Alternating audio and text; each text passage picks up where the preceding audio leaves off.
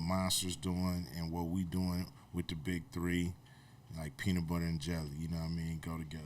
How did the concept about Big Three come apart? It's pure 3-on-3, but it's just elevated. What we learned in the first few years is just because you was good in the NBA doesn't mean you're going to be great. Just because you wasn't great in the NBA doesn't mean you're not going to come to the Big Three and get loose. We didn't want to limit ourselves, and we wanted to open up the pool to create our own superstars. But I only want you if you want to play.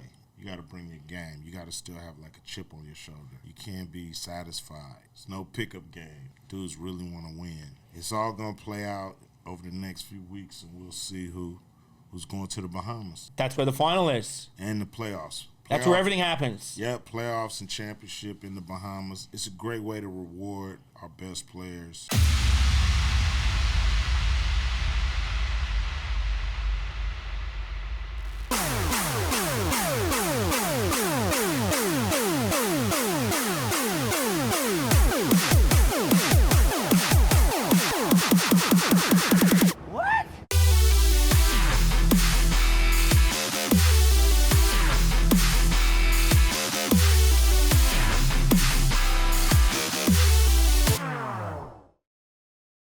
Unleashed with the Dingo and Danny, fueled by Monster Energy.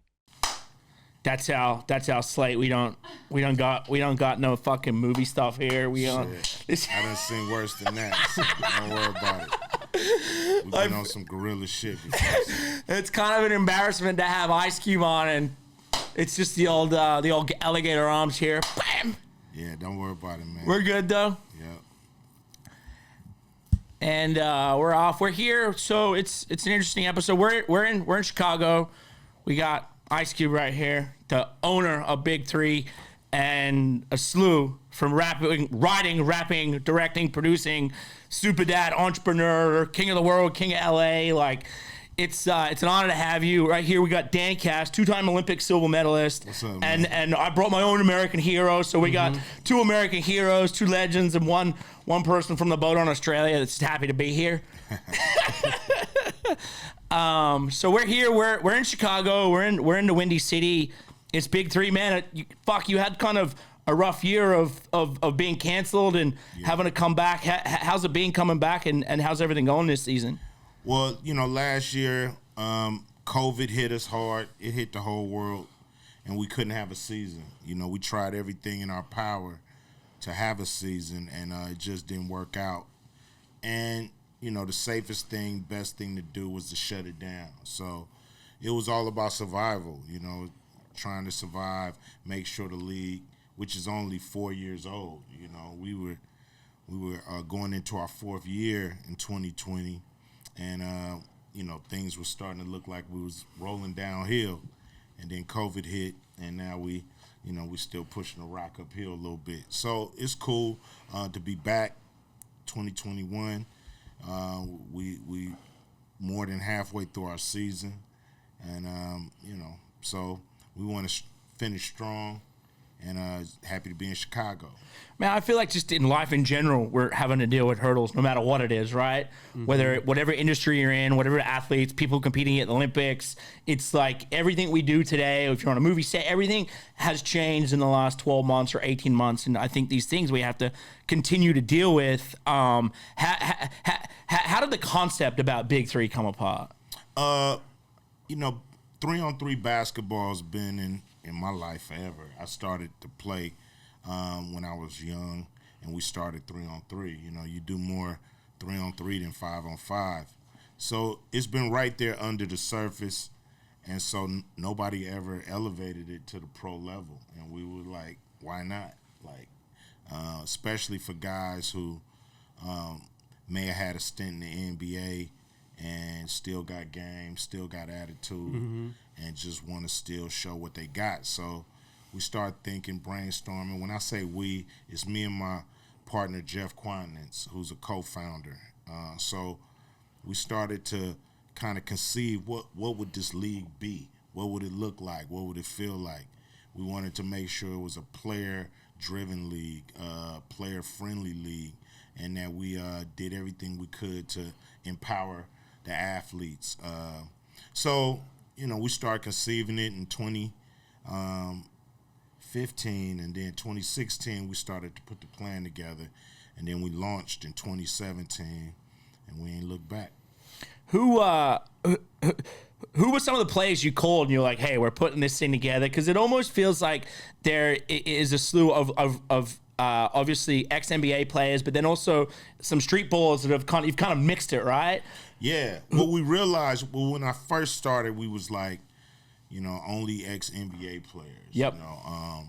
And so we reached out to people like Kenyon Martin, Chauncey Billups, Jermaine O'Neal, and our coaches. We reached out to George Gervin, Dr. J, Rick Barry, some of the legends for our coaches, because we wanted to have credibility. But what we learned in the first few years is just because you was good in the NBA doesn't mean you're gonna be great in Big 3. And also, when we opened it up to just professional players all over the world, that just because you wasn't great in the NBA doesn't mean you're not going to come to the Big 3 and get loose. So we realized it's its own sport. It's its own thing. And we need to treat it like that, and we need to develop our own athletes. So that's when we really started to open it up for anybody that can play at this level, because it is still high-level basketball, but it's just 3-on-3. So we didn't want to limit ourselves, and we wanted to open up the pool to create our own superstars. It has like an NBA Jam feel to it, kind of, right? Does it? Yeah, that was a game. I think it was 2-on-2, and it was it was exciting. They put a lot of extras on it. Yeah, ball catching on fire and all kind of stuff.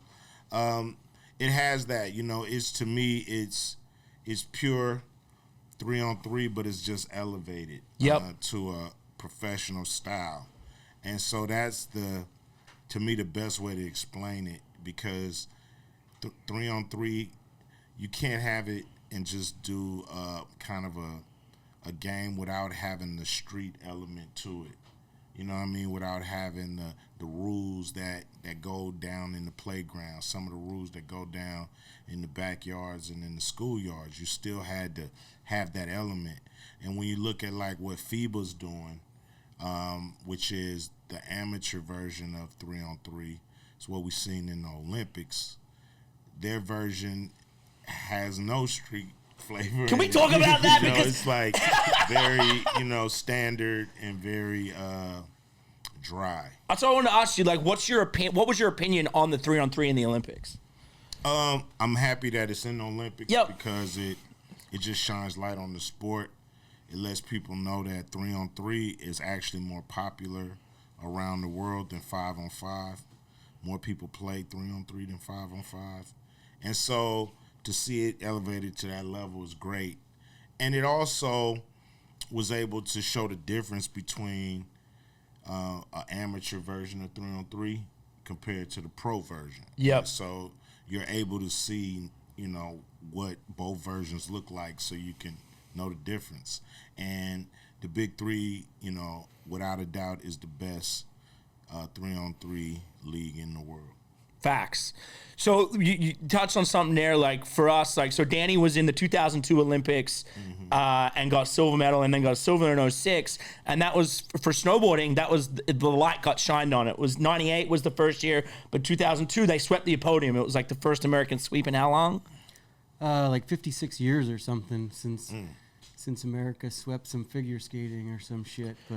But it was definitely, like what Dingo's saying, it was pretty wild, because it was like the spotlight came on to snowboarding around the world that really hadn't been there. Yeah. So it was like I'd be going out for breakfast and some like 65-year-old grandma would be coming up and like recognize me from the newspaper, and I was like, whoa, this is weird. Dude, he got a signed George Bosch bobblehead. Yeah, I did. I got a trip to the White House. Oh, cool. And politics and all that, but I wasn't going to turn down a cool trip, so I was like, I'm going to go. And on my way, I had a bobblehead collection for a little bit. Oh, damn. So I brought a Bush bobblehead to the White House. we didn't even know if we were going to see him. Yeah. You know? And then sure enough, like I'm going through like the airport kind of security to get into the White House, and all the dudes are just laughing. Because there's like a Sharpie and a bobblehead going through this machine. Yeah. And sure, I got him to sign it though, which was pretty cool. Yeah, Because like now, like they just had skateboarding, BMX, and surfing just ended the new current Olympics, Yeah, and it's good for the sport. Exactly what you said. It brings the limelight to it, but it's not really authentic of what it is and where it comes from, right? No, not. You know, it's a you know, kind of a standard version of what it really is. But it's cool. It, like you said, it shows the whole world that the whole world is watching, and that the whole world is doing this sport. You know, that people may think is a niche thing. You know, and it's like, nah, they snowboarding everywhere around the world. We could see it in the Olympics that these dudes got skills. Same with skateboarding. You know, you was like, you know, people with. Of course, if you're not into like the X Games and into that lifestyle, you don't know really that they, you know, got dudes that can rock in, you know, Japan and Right. you know, in Europe and South America, and Mexico. You know, it's like they don't know it's people all over the world that can get busy, and the Olympics show them that it is worldwide. Yeah, it's funny how it just puts it on that mainstream level. Were you in a Nike skate commercial? Have you done? Yeah. Back in the day? Yeah. Yeah. That was did one. I think his name Paul Rodriguez. P-Rod, dude. P-Rod, shout out. Yeah, it was cool to do that. You know, he's born and bred in Los Angeles. Oh yeah. And so, you know, it was cool to connect. Los Angeles, you know, I feel like, you know, that city is a part of me, and I'm a part of the city.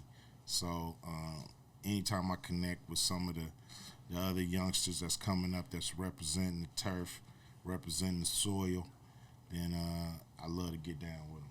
Yeah.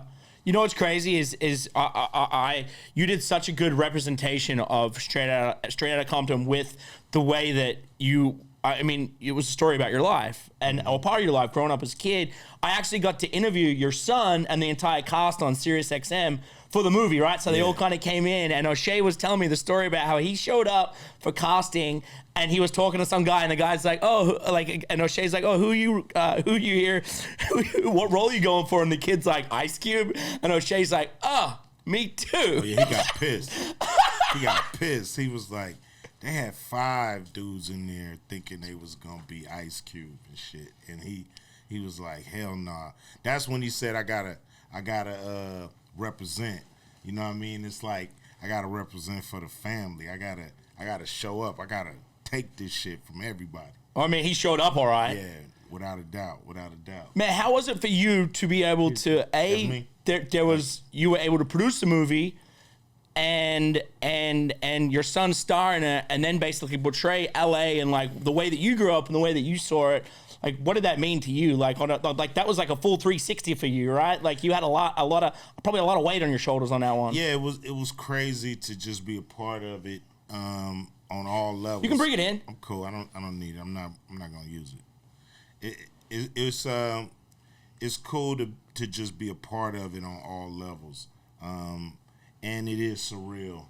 It is kind of weird to recreate these events that you already lived through, but recreate them with other people and try to get them to hit the same beats and same marks. So that's strange, you know, because you think it would be easy to recreate the reality of, and no, you got to work at it to make sure that it has the right tone, it has the right feel, it has the right vibe. You know, the movie had to feel like it was shot in the 80s and in the 90s. You know, it had to have a feel. So, you know, it's a lot into that. You know, the set dressing, the actors that we chose, the locations. We was lucky to be able to shoot in Los Angeles. It's super expensive to shoot in LA now. So we ended up, they had this lottery where they was gonna give a tax break to a certain amount of movies. and straight out of Compton, won that lottery to be able to be shot right there in L.A. And so all these things had to come together, and you're dealing with, Dr. Dre. He don't like shit. Just picky people. Yeah, he don't like shit. And then Gary Gray, the director, is pretty, strong-minded too. So you're dealing with that. You're dealing with the studio. You're dealing with one thing I had which was I get there was all right. So this I'm gonna tell you a funny story. And I got invited back in the day to the Maloose brought me out to Vegas. Yeah, they were throwing a big party there, and they had brought too many people. I'd got blacked out drunk, and they'd moved me a hotel room. So I ended up waking up in the Caesars Palace, and I had a missed call. I look at my phone, and I had 3 missed calls from Suge Knight. I'd apparently met this dude, blacked out drunk, told him I was going to give him shoes and give me all this stuff. And then I woke up in the morning and had these three missed calls from a guy. I was scared shitless of oh man. But that dude, so one of the first times I ever met you was with the game. So we're good friends with the game. We taught him how to snowboard. And Danny wants to get you on the snow this year. Do you snowboard? Have you ever snowboarded? No, I don't snowboard. Until this season, that's for sure. We'll talk about that. Hey, he got Little John snowboarding. Yeah, and Shorty Put. Shorty Put. Too Short, I don't think snowboarded with us. No, he came out to Sundance. I don't think he was on the board though. Anyway, so I had this scary situation. Was he trying to bomb rush your guys at the movie set, right? Yeah, he was upset at the fact that, he was in a lot of the movie and, he didn't get paid. They didn't pay him, they used his name, likeness, and he wanted to get paid for that. And so it was a lot of confusion. And yeah, he he came to the set, and it was this incident outside the set, and it got pretty ugly. Yeah, it got pretty ugly. Well, I mean, you guys did a really good job of portraying that movie in a way of the way that's growing up as a kid, looking into Los Angeles, and even going back to Friday, right? Was Friday one of the first movies you wrote on? Yeah, it was actually my third movie that I wrote. The first 2 just sucked, and they weren't good enough to become movies. They was just scripts. And so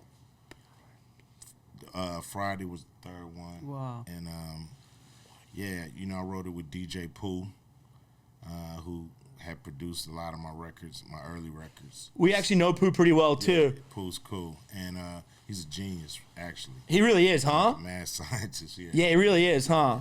And so, yeah, man, Friday is a great movie.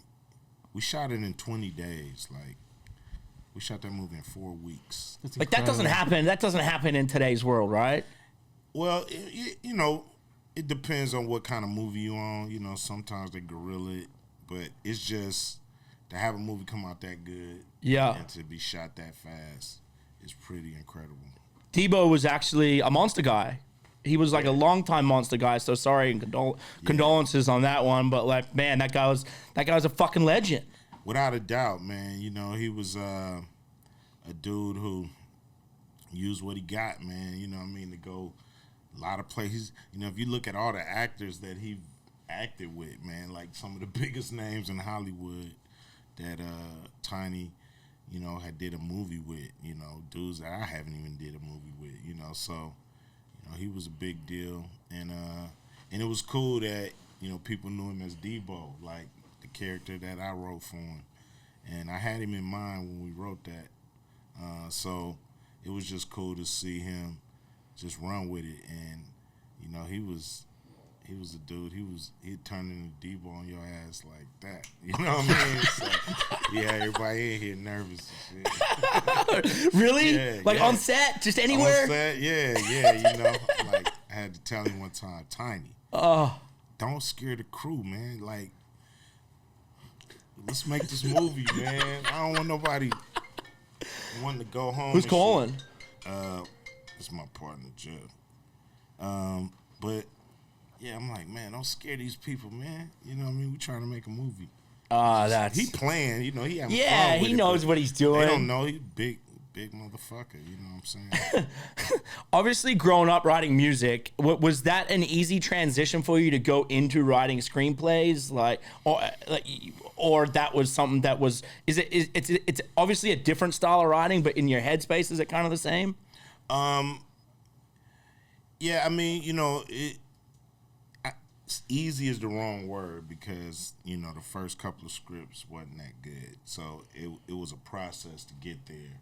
But once I understood, the art of writing a script, it opened my mind to be able to want to do it more and more. So it's kind of like I learned the craft and what it took to write a good script, and then that's when I kind of took off with it. So it wasn't easy, but creatively, you kind of dealing in some ways with the same headspace. You just gotta extend it. Yep. Like a song, you're trying to, get your point across in 3 to 5 minutes, but in a movie, you got to turn that into 90 minutes, an hour, 2 hours. So it's just really taking those creative things that come in spurts and just actually beating them out till they turn into scenes. So it was a process, but once I got it, I was hooked. What's your favorite movie you've ever written? I mean, you got to say Friday. I mean, I love Friday, and I love Friday After Next. Both of those movies are to me, funny and good, and every time you watch it. Oh, they're so good. But I mean, it all about the captured like business. everything within that generation, I feel like, and really like let people from outside of LA and like really into what it is, that fun city kind of life and this adventure throughout the day in a sense. Yeah. Like it's cool to see a movie play out so much within like that like 3-day period, where it's like you feel like you're right in it. Yeah, without a doubt. When we first did the movie, we was like, we didn't let New Line give us any notes. We were like, if y'all want to give us notes, we don't want to do the movie with you. Because you guys do not understand what we're doing, so leave us alone. And so they left us alone, and we did the movie. And we was like, we're going to just, if we the only people that like this movie, that's good enough for us. Because we just going to put stuff in there that we know is real and true and it's funny. So having that attitude, I think it opened it up for people who was like, damn, I'm not. It's like, this remind me of my dumbass friend or my dumb cousin. It's like I can relate to these dudes, and so people ended up, all over the world really getting the movie. And we was actually fighting to be niche. We didn't want to be Hollywood with the movie. We wanted to be, this niche movie, and everybody got it, so that's cool too. Yeah, that was. Do you think will there be another one? Like, you're done? I don't know, man. I've been fighting with Warner Brothers. They don't care about Friday. You dealing with Friday, which is on New Line Cinema, which was bought by Warner Brothers Media, and that's bought by AT&T. So you dealing with like AT&T don't give a shit about Friday. Yeah. So to get them to pay attention to that, this movie needs to come out for the culture is just like, They want you to make blockbusters. I don't even think they care about blockbusters. They a phone telecommunication company. What the fuck they doing in movies for? Yeah. It's that's like a good point. They just gobbled up. They just, Looking for big something to ass stream. a big ass company gobbling up other companies and don't know what to do with it when they get it. You see what I'm saying? It's crazy how much things have changed and so quickly, right? Like, I saw that you were on the 99. You performed at 99 Woodstock, right? Yeah. And I wanted to ask you, because I just rewatched the documentary on that. because Fred Durst, we're actually, Lollapalooza's right behind us, but Fred Durst re-performed Limp Bizkit like last weekend, and he referenced 99 Woodstock. So I went and watched the documentary, and I was like, what's he talking about? You know, like, and I was like, holy fuck, 99 Woodstock was like one of the biggest disaster festivals of all time. Yeah, It was supposed to be the 30-year anniversary of Woodstock, and they had all these lineups, and they had everyone, like literally everyone that was anyone of the like 90s was there and performing. Like fucking, and I saw that you were on the list. I want to ask, like, was it that crazy? Like, was it as bad? Like, MTV like vacated and basically called it a war zone. I mean, we was hearing stories coming up to the performance, but all them damn festivals I've been on been crazy. So you don't know if this is like crazy normal or crazy for real. You know what I mean? Because I've seen on, I did Lollapalooza '92. I seen some shit, I'm like, man, like, bonfires in the middle of the arena and shit. You know what I mean? It's like, so, it was just normal crazy to me. And I've done the Juggaloos the Juggalo Fest. Yeah, I did that shit. Well, that looks fun. That shit right there is like Mad Max.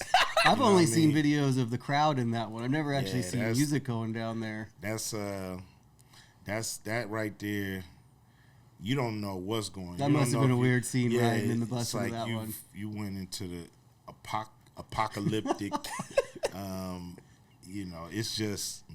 It's madness back there. And it's like, I remember driving to that shit, and I'm like, man, how far are we going up in this shit? Because, it's like, you don't know if you're going to make it out. Oh, yeah. You know what I'm saying? They throwing shit at people, performing. What was cool, they didn't throw shit at me, so that was cool. Hey, there you go. They was fucking other people up. All kind of shit was coming on that stage. So, nothing was crazier than that. So, to answer your question, Woodstock '99, I didn't see nothing no different. Nah, it was just, we performed. I mean, we was pissed off for some other shit, but nothing crazy. There it is. How and that's what I was thinking too. Like, the original N.W.A. tours must have been pretty much the same anyway. Yeah, it was kind of wild on a different tip because, just the hip hop scene, it would just have a buzz, So if we came to town, the hotel lobby, just everything would be full of people, it'd just be people around, and then there was like a police presence to kind of, remind you that shit was we was having a ball, but there was still someone waiting for you one to slip up. That one little fucking, like, why they here, man? Why we show up, these dudes always popping up? Because they was on us. They was really scared of the group and scared that we was going to turn the crowd, and, like, go kill every cop you see and shit. Like, they really believed that, huh? Yeah, they was not playing, like, they had an air of, that they was being violated. Just the fact that we were in town performing, like, all the cops was mad. Man, we was even in town. That's so crazy. That kind of reminded me, like, after watching the movie, I wanted to like pick your brain because I was wondering, is there like any like moment from those early like N.W.A. concerts? Is there like any in particular where you just felt it click as like a performer, where you were like, holy shit, we just crossed a different level? It was here in Chicago at the Regal Theater, South Side Chicago. It was our first show, like, this far east. Mm-hmm. We were West Coast.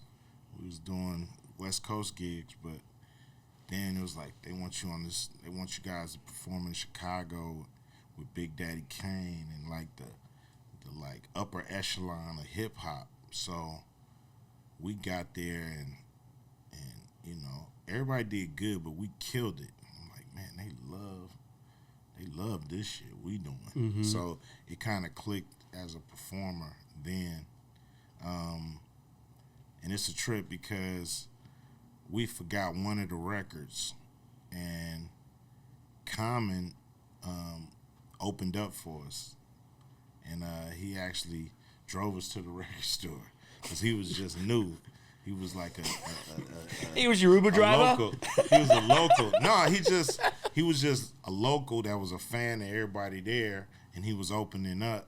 And when he found out we didn't have our record, he was like, I'll take you to our record shop right down the street.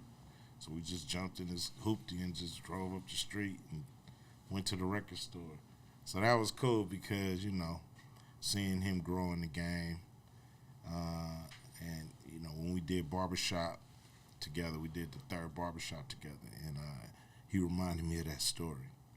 That's funny. Like, it must be so different, what it was back then, how you got involved in the industry or you're linked up, like someone's in town, comment like, oh, I'll drive you around.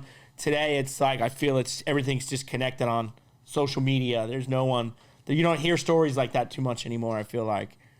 Yeah. It's a different game, everybody, I think, is connected to these gadgets and, everybody want to be fast and efficient and, I guess less,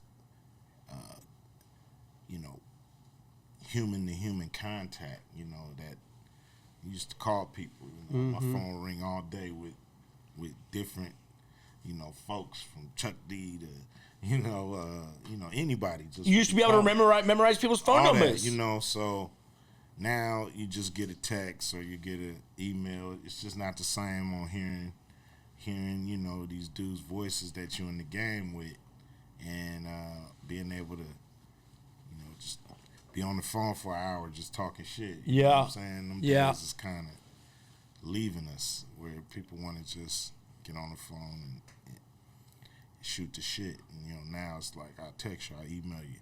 It's like I only hit you if I really want something. Yeah, that's so true. Some, not even know it. Like, before you'd have to like call someone to find out information. Yeah. Now it's like you ask someone a question and they're just like, Google it. Yeah, exactly. Why am I asking you then, man? Ask Google, dude. Google knows everything, man. Google it. Do you know or you don't know? Yeah, ain't that something? I know Google knows something about it, but. So what about new music? Mount Westmore? That's the new jam? Yeah, we working on it. We got a lot of the music laid. It's just about mixing it. It's about picking the songs we're going to put out first. We got about 48 songs, man. So we just want to do it right and, kind of get all our ducks in a row. Then we're going to drop it later on this year. So it's E40, Too Short, and Snoop. Yeah. What's Snoop not on? Like, what is he like? Where is he not? Where is I feel like he's in 5 places at once at all times. Without a doubt, Snoop, he don't sleep, and he don't sleep. Nah, he don't sleep at all. Yeah, he don't sleep at all. You know what I'm saying? He just keep it moving. Yeah. And everybody loves Snoop, so he has 1,000 opportunities coming at him every day. It must be cool to have a lifelong friend like that. It is. He's a good dude, and he always, he always looking to help you out. You know what I mean?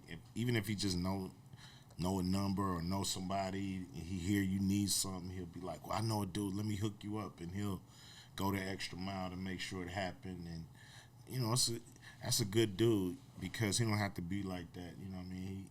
He got his own business to handle, but he'll go out his way to help you.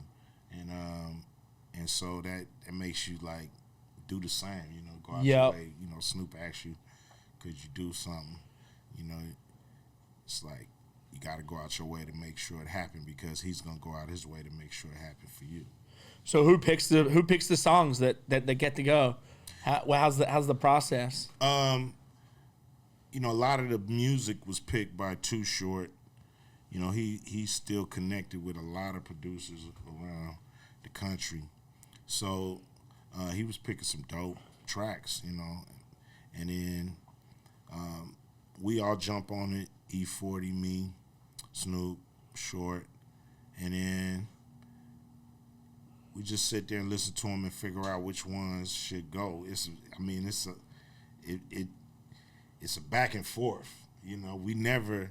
We say, okay, these are the 5, these are the 10, these are the 12 songs. Then tomorrow you be like, man, we need to add this one, take this one out. And it's like, dude, every day, if we do this a whole week, we're going to have a whole new lineup than we had starting on Monday. By Friday, y'all keep switching songs, and it's a whole new. It's like, so then we listen, it's like, oh, we got to switch it up. And so that's just been going back and forth every day. We should put this one out now. We should put that one out now. So we got to get our shit together a little bit. What keeps you inspired to stay in the studio? Because you've been in there most of your life. I love it. Yeah. It's just the creativity and being able to do music from scratch, being able to have a voice, have an opinion, being able to show you still got skills. It's fun. So, have you been on the stage much? Like lately, like has there? Yeah. Yeah, we just did some shows in Texas. We did some shows in Washington State. I had a show in Idaho. And so we got some shows coming up. Tucson, a couple other places. So I'm still doing it. It's kind of crazy that we were on lockdown for so long, right? Like just to go to absolutely nothing. And I feel like as we see like these festivals and like venues are open, you know, tomorrow's sold out. It's like people want to be back out in public. People want to be doing things and people want to be entertained. It's like, it's going to be a good feeling to be able to be back in a presence, you know? Yeah. You know, it's cool. It's a little tricky because, you know, you're starting to get these damn hot spots with COVID popping back up here and there. So I think it's still a little bit of nervousness from some people about getting in public. So hopefully we'll be over this shit soon. I think so. I think, well, you know, I just think we live in a world that no matter what, we're going to have to continuously deal with it. And we just figured out a way to, you know, we ran X Games last week. They're running the Olympics. You're running BIG3. It's like, we figured out there's live shows. It's just going to be a hurdle. It's just a weird world we live in. I had a question of like, for you on BIG3, who's your dream player to come and potentially one day play for the league? Like who, if you could have anyone, who would it be? I mean, at first it was Kobe, but he passed away. I mean, it's a few people out there that I think could, you know, really get down. I like Jamal Crawford. I think N.W.A still got game. Mm-hmm. But I only want you if you want to play. Like, I don't want just your name. You got to bring your game. You got to still have like a chip on your shoulder. You can't be satisfied. You have to, you know, because them dudes are playing for real. It's no pickup game. Yeah. You know, the games are pretty ferocious. Dudes really want to win. So you got to be ready for that. If you're not ready, you're not going to do good in the BIG3 anyway. You don't think we'd do good if we threw Danny out there for a quarter? If he brought his snowboard, he might be able to get busy. But yeah, I might need a skateboard to pick up some speed on that court. Because I feel like what you're saying, too, is like going from 5 players into 3, you're really like bringing out like more well-rounded players, right? Yes. And if you ain't well-rounded, you can't just rely on having one part guy. You got to be like at point, and you got to be able to play 3 different spots. Easy. Yeah, man, he got it down. You have to be great at all aspects of the game to be successful. You got to be able to dribble, pass, and shoot. And there's no specialists in the BIG3. You know, you don't have just the 3-point shooting guy or just the defense guy. You got to have all the skills. If not, you will be exposed. You know, if you can't defend, it's one-on-one pretty much. You're going to be able to throw some elbows too, right? Yep. Paint. The paint is very vicious. I mean, it's vicious in the paint area. And that's how we grew up watching basketball and playing basketball. Like, the closer you get to the basket, the harder it's going to be to make the shot. Yeah. And so, and the closer you get to the basket, the rougher it is. Yep. So, we love that style. I think our players love to play that style. The NBA is kind of, you know, they don't really, you know, like defense no more, really. They don't, do they? It's just a shootout. It's a shootout. Like seeing games where there's 133 to 140, you're like, what the fuck? Yeah, you want some defense, man. You don't want guys just going, willy-nilly to the lane, making layups. No. Without nobody putting any kind of resistance up. It's just nobody like that style, really. Well, halfway through the season, who are the teams to look out for right now? Wow, I mean, the triplets, they the defending champs. They have the MVP, Joe Johnson. They 5-0. The Ghost Ballers, they putting together a great season. They only lost one game, so they're right behind triplets. But you got to look at, it's a log jam, like Ball Hogs, Tri-State, Three-Headed Monsters. They all right there fighting for that third position. So it's all going to play out over the next few weeks, and we'll see who's going to the Bahamas. Where that's where the final is. And the playoffs. That's where everything happens. Yep, playoffs and championship in the Bahamas. Gave these dudes a good incentive to play hard. Also, if you win the game, you make more money than if you lose the game. So that's another incentive. That's why. Yeah, I mean, it's the crew. We're all ready to go. You guys ready to go to the Bahamas? Yeah, we're ready. We're all ready. We're all coming. We're not leaving. Yeah, man, come on through. We'll do the sales meeting there. We'll do everything there. Everybody been trying to figure out how they get, do an extra little job to get there. So it's a great way to reward our best players and our best teams for fighting hard and not just dialing it in, because you could just dial it in, make your money, and walk off and shit. We don't want that. So for you, where's your dream?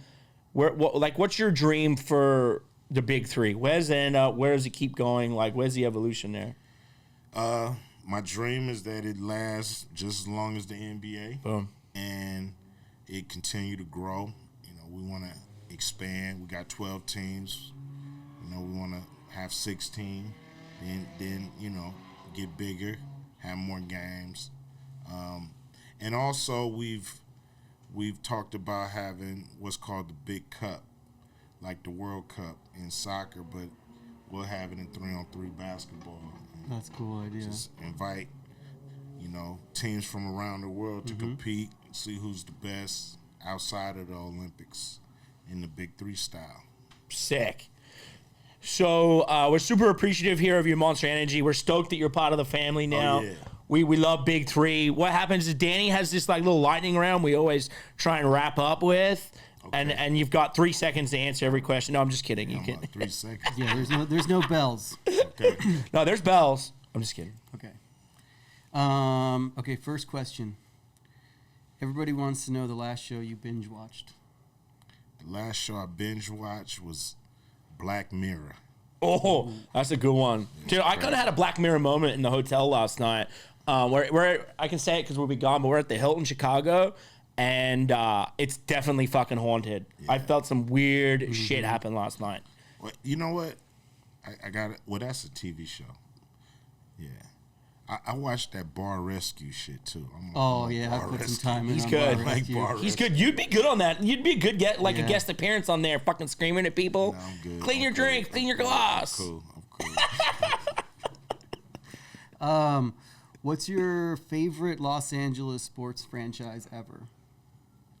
The Los Angeles Lakers. The Lakers. Yes. What? I kind of knew you were gonna say that, but you said he was gonna say Raiders. No, I didn't say that. I asked the question because I wanted to know the answer.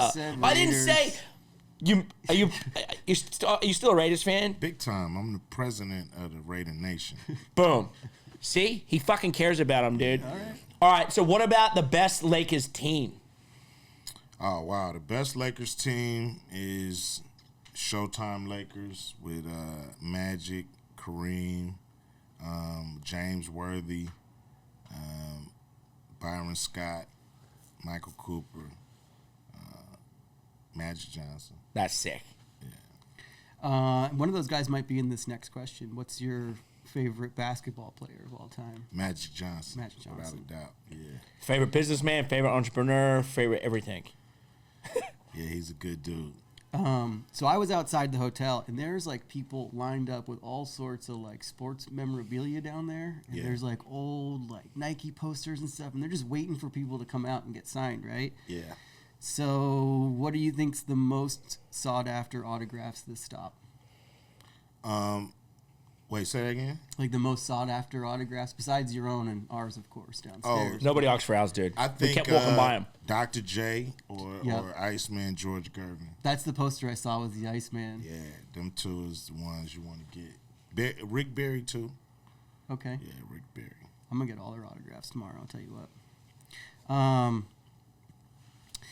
So I know, COVID times have been pretty tough, so I was wondering, is there any chance you're working on a Today Was a Bad Day track?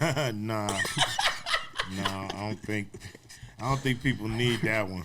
Maybe it's a bad year. Yeah, it's Can we send that to Australia right now? They just went to their 6th lockdown. I don't want to rub it in. I want people not to commit suicide, That is true. It's true. No, we got to keep it on a high note. Yeah, for sure. And then I guess the final question is, what are the chances we're going to get you on a snowboard this season at Mammoth Mountain? Man, slim. Okay, what about Big Bear? Big Bear Mountain. Big Bear's closer. That is closer. I don't know, man. I done retired from all that kind of shit, for real. Okay, all right. I definitely don't want to, like, I used to play a lot of pickup basketball, seeing dudes, like, amateurs with pro injuries. I just don't like that. Amateurs with pro injuries, I love tearing that. ACLs, and popping Achilles, and I don't want to be that guy. You know what I mean? So I think that's the craziest thing in the world, to see a dude and he's like, I tore my ACL playing basketball, and he's fucking 5'4". Dude, no. Why? Stop it. I don't know. I guess like as like a coming from such a long like sports career myself, and competing like 20 years professionally, it's like now I'll like hurt myself and I feel like I'm like still doing it. I'm like, yeah, that was awesome. I broke my collarbone. Like, well, see, that's part of y'all like badge of honor and shit. Like, what did y'all break? What did y'all twist? Yeah. Sprain? Yeah. You know what I mean? You guys got, y'all tell y'all war stories. So for me, I'm, I rap, so I shouldn't be having no fucking injuries. You know what I'm saying? That's why Little Johnson was, because you don't rap. All right, Ice Cube, man, we really appreciate you. We're stoked to have you part of the Monster Energy family. Everyone at BIG3. We'll be courtside tomorrow. I'm gonna try and get Danny to get a half court shot, maybe a 3-point. I don't know. We'll get him out there though, dude. Man, come on out there. Definitely happy to be part of Monster. They've been great. It fits what we doing perfectly. I think the synergy, what Monster's doing and what we doing with the BIG3, like peanut butter and jelly. You know what I mean? Go together. I like that. Peanut butter and jelly, and that's a wrap. Yeah. Thank you, boss. Appreciate it, man.